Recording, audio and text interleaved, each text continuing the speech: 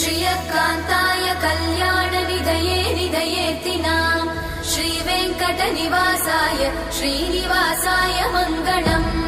लक्ष्मी सविभ्रमालोकसुभ्रूविभ्रमचक्षुषे चक्षुषे सर्वलोकानां वेङ्कटेशाय मङ्गलम् श्रीवेङ्कटाद्रिशृङ्गाग्रमङ्गलाभरणाङ्ग्रये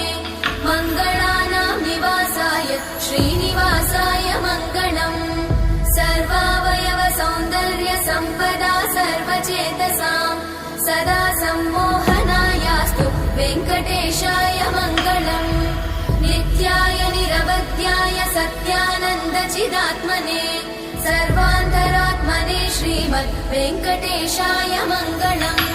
स्वतः सर्वविदे सर्वशक्तये सर्वशेषिने सुलभाय सुशीलाय वेङ्कटेशाय मङ्गलम्।